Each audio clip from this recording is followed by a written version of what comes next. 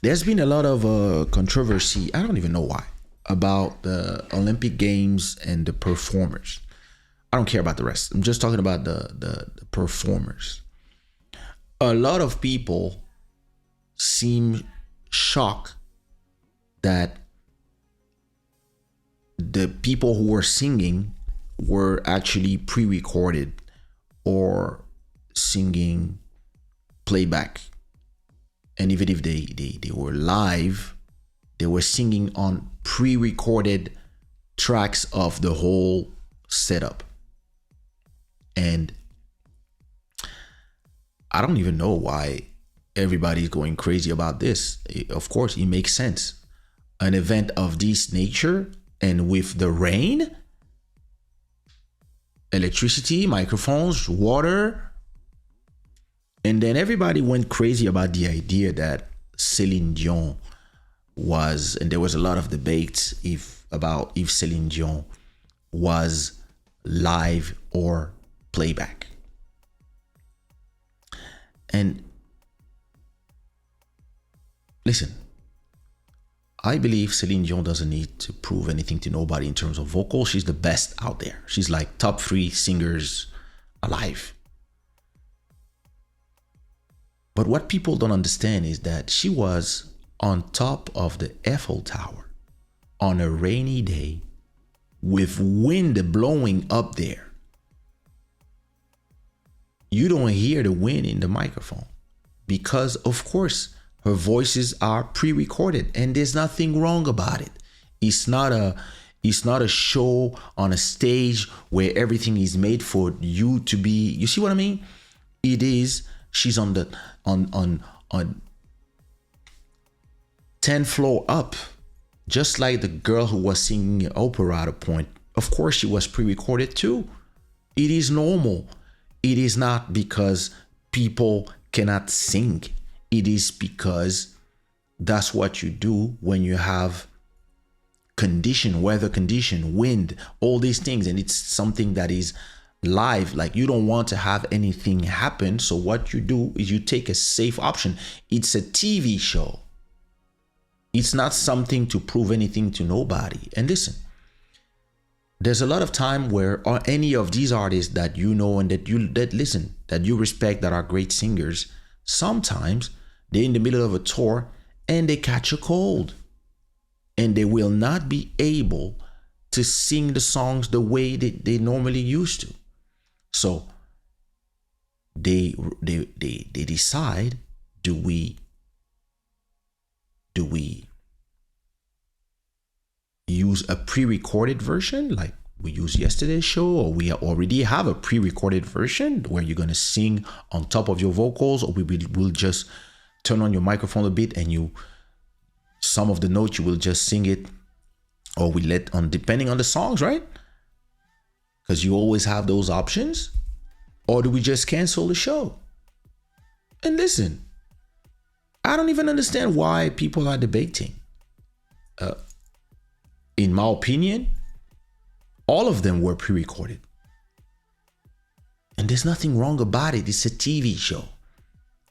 They're going to show it to the world. Yeah, you want everything to be perfect. And listen, those small microphones that they had, it's not enough to take the vocals that they do. So listen, people complain about everything, and people just want to argue about everything online. This is stupid to me. I probably told you this story before, but one day I was with Ali Angel and Warren, and we were heading to some city in the south of France. It was a small show, 3 of us performing. We in the train, and these guys are telling me, yeah, we're going to prove to all these Zouk artists that we are the best singers. I'm like, yeah, okay. Yeah, we're going to show them how we this, we that, we are good, we are the best, we are real singers, blah, blah, blah, blah, blah. Not all these people who sing playback. I was looking at them. I was like, yeah, okay. And then they look at me, they're like, no, but you is different. We know you sing playback and auto tune, but I was like, hey guys, all good. Don't worry. I don't care.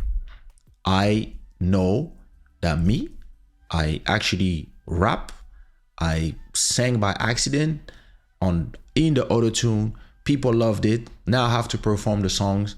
I know I cannot do live because the way I mean, I can do live, but I need to have in-ears, engineer for the front, engineer for me, live auto tune, etc. That's what I would do because that's my type of art. That's what I do. My art is very electronic, very computerized, etc., etc. And I assume it.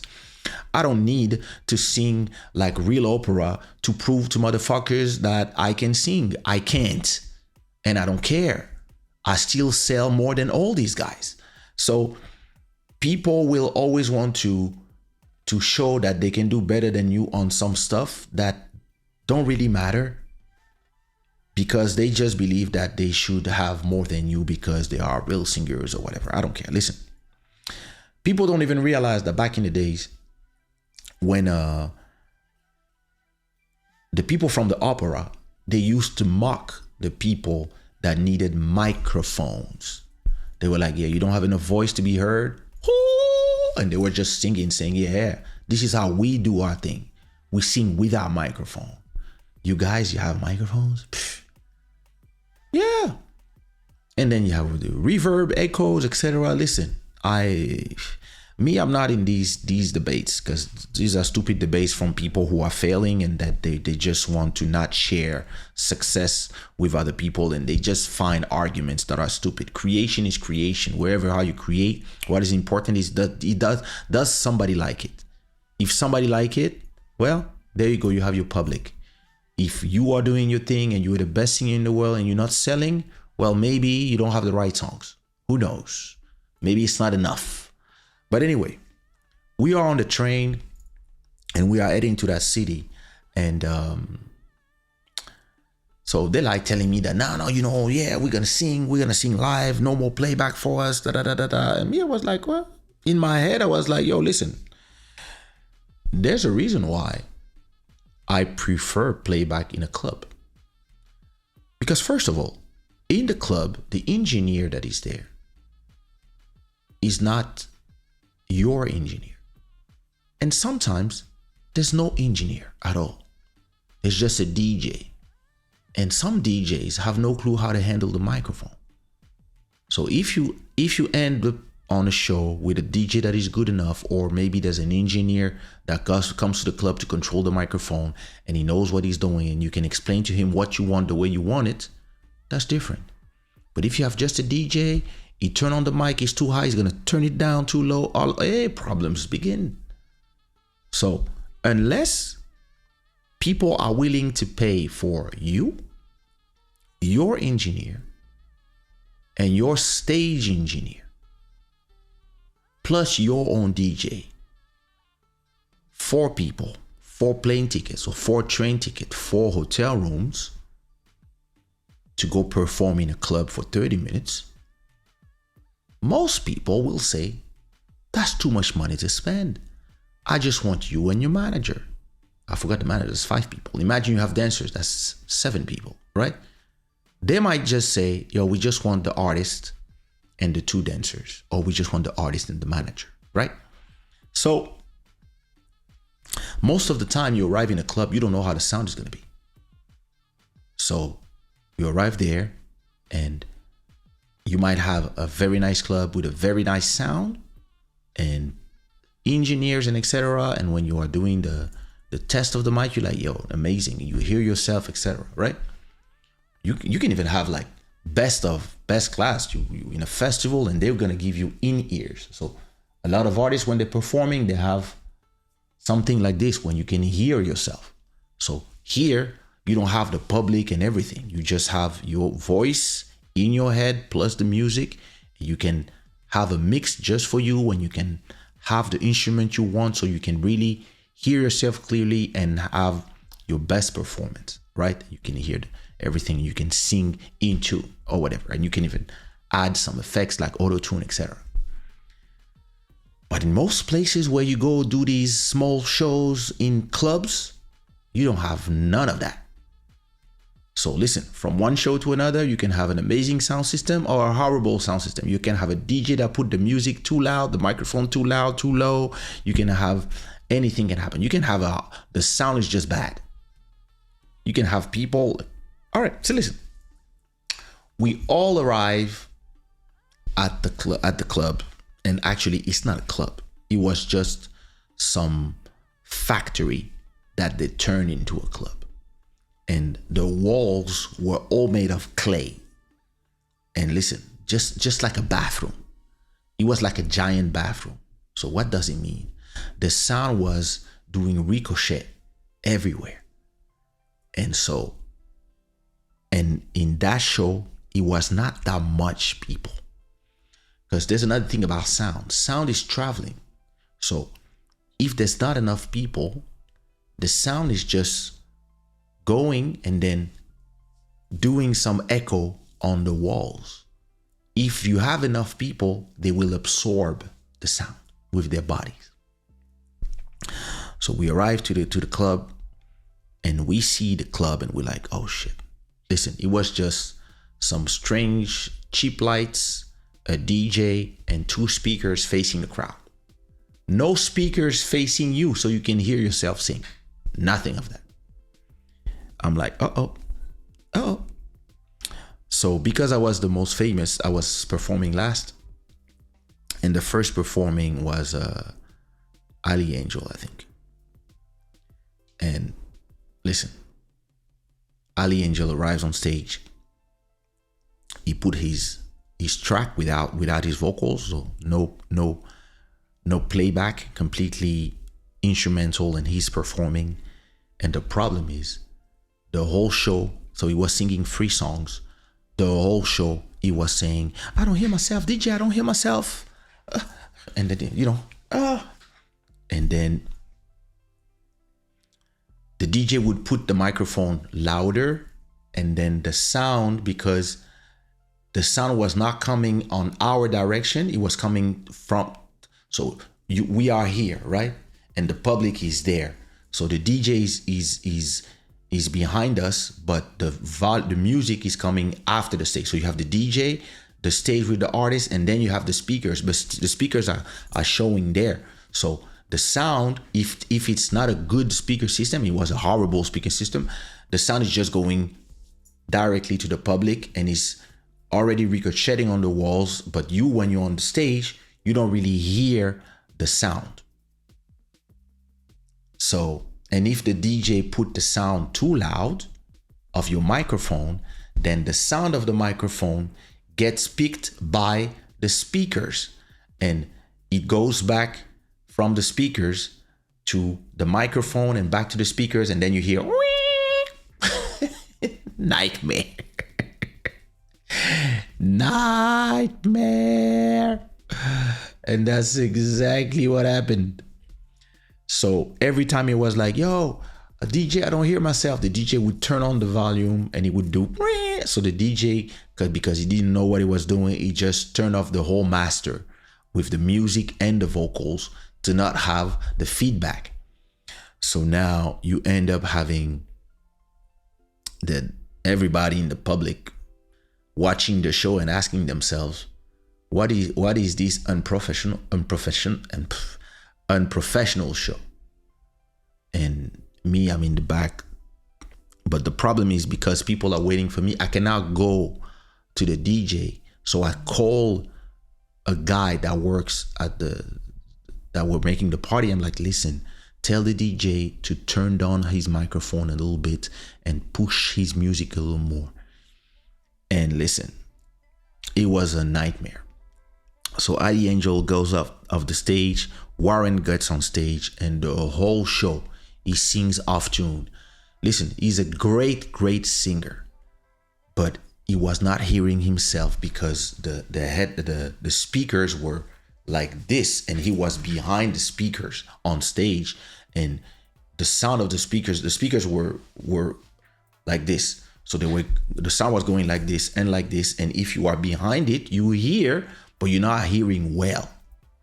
And normally what you do is you put 2 speakers on stage for the artist to hear himself, just like I'm doing now. You are hearing me, but you're not hearing me. You're not hearing the same mix as I'm hearing in my headphones. I also have speakers here. If I want to hear from my monitor, I can turn them on, but I would not, because my speaker will go to my microphone and then it would create a feedback. So in a club, usually they will not give you a in-ear monitor where you have in your pocket, you have the receiver, which is wireless, and then you have a cable going in your t-shirt where you can hear the sound perfectly. So then the DJ can just push the sound as loud as he can, because it's not going to do feedback for you.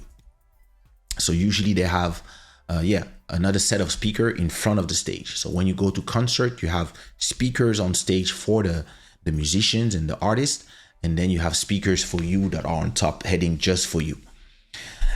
And you have sound engineer that is their work to make sure that everything goes together. And in this case, we had none of that.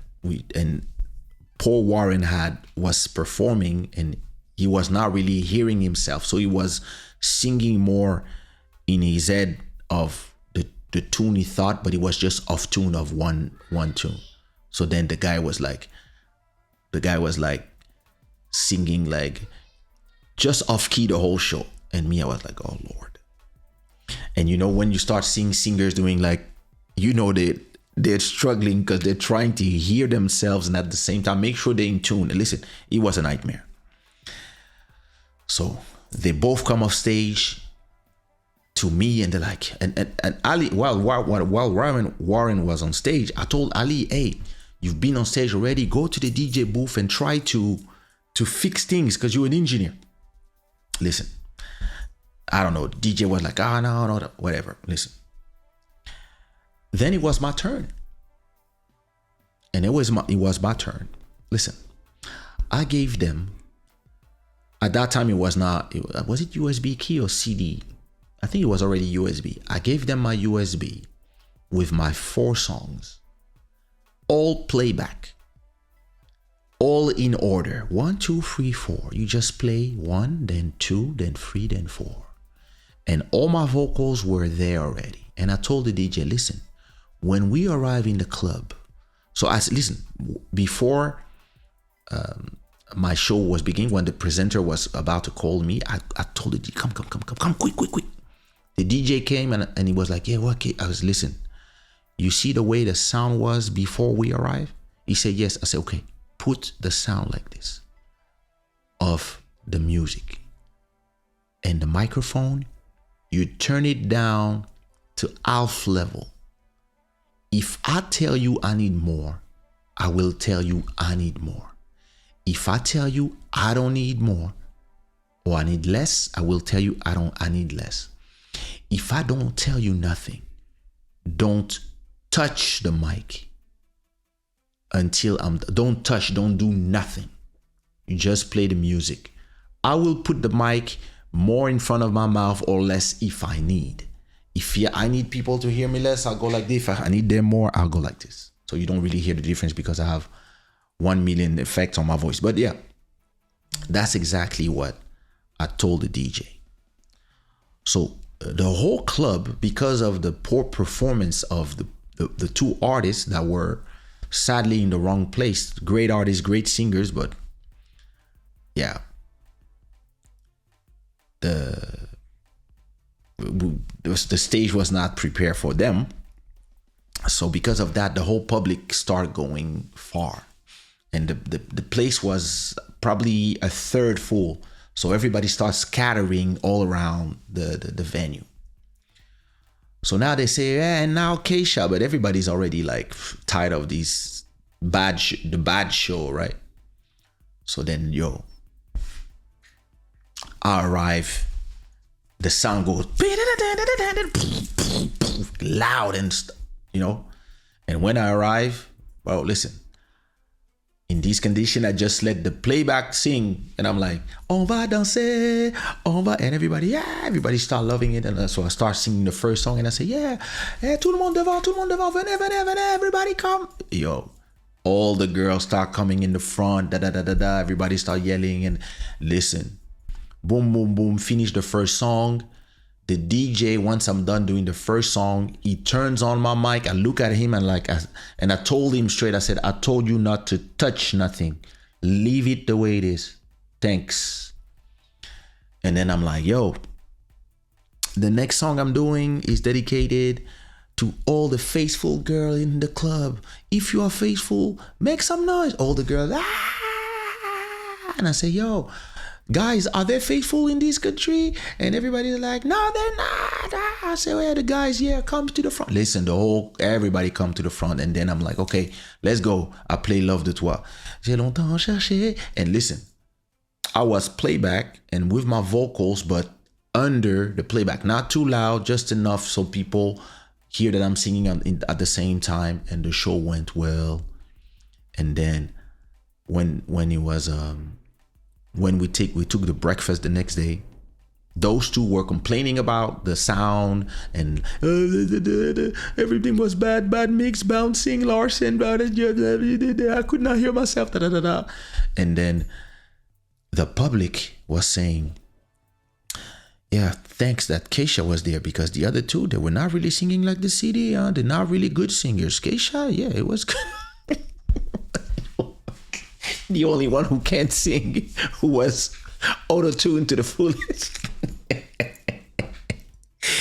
So when we took the train back, I told them, you know, guys, what you are trying to do is actually noble. More live shows, etc. I get it. But I believe you should keep it for places where you control the whole environment. You have to make sure that you have your stage engineer, your room engineer, in ears, and you have to have the most. Listen, when people tell me we want a live show, listen, I want everything. I want to have my in ears. I want to have auto tune. I want to have my computer with my setup the same way. Look, let me go back to console. Where is console? So you see my whole setup here. So I'm gonna send this. I'm gonna have the same thing on a laptop, and I'm gonna send the whole thing here. Everything that you see here, I'm gonna send all of this, maybe not with the compression, etc., directly to the sound engineer of the show. And on here, I'm just gonna add the auto tune. I'm gonna choose here, remove one of these plugins, and just add the auto tune. And then for every song, I will have the preset, and then I will be in tune so that I can be comfortable. For me, I don't care about what other singers are gonna say. Oh yeah, you cannot sing with the auto. Fuck you. You are not my public. My public is who I came to do the show for. And I don't want to do something where I'm not comfortable, because listen, I was a rapper. I never thought that I would be singing one day. I was doing melodies for a lot of people years before singing. But I've always been more a rapper, or listen, even more, I've been a beat maker at heart. But one day I sang One Love, it became a hit, and I was like, oh shit, now I have to go do this on stage.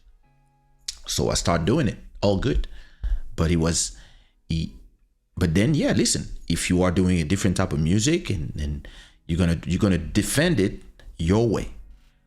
And the problem of what I was telling them was, what you should have done is, when you go to a show, prepare, especially that us in 99, where we were doing shows, we had to come with a CD. We had to come with our own CDs, the albums.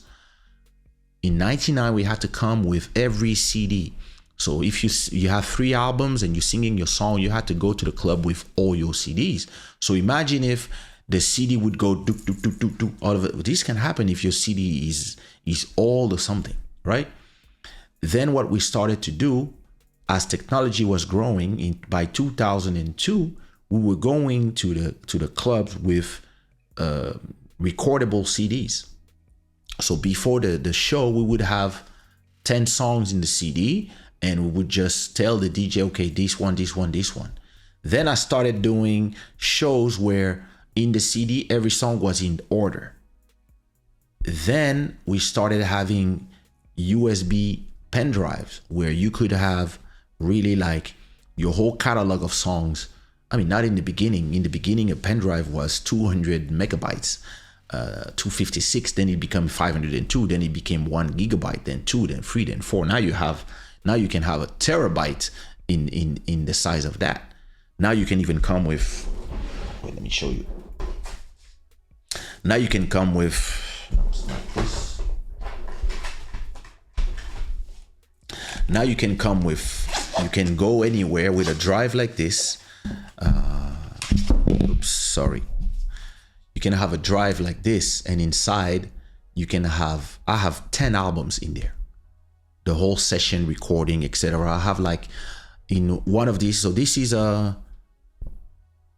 this is the backup for Club Shada. So every episode of Club Shada is 4 gigabytes of full HD video, and in here you have 300 episodes. So now you can come with all your songs. It's not a problem. But back in the days, yeah, listen, once I realized that we could just come with a USB key, then we started just deciding the songs we would do in a show and have everything in a folder. And then you have another folder with bonus songs. So you could have a playback, full playback, open playback. You could have instrumentals, other versions, and as time went by, you could just come with more stuff. Listen, I remember when I was going to parties with DJ Cut Killer in 1994, you had big cradles of Fanta, and where you would have vinyls in there. Now DJs, they just come with a pen drive. Listen, my last show I did in Manchester, I didn't even come with a pen drive. I had my pen drive, but the DJ only had USB-C entries on his laptop.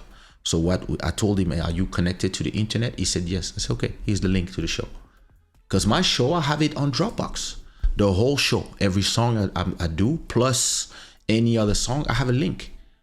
So I can even listen. In the middle of the show, if somebody is asking for a song and the DJ doesn't have the song, I can just go to my phone and just share the link to the DJ. It's not a problem. Or I can just tell the DJ, in the link you have, go to the bonus folder. In there you have all the usual hits. That's beautiful today. Listen, when I go to the studio today,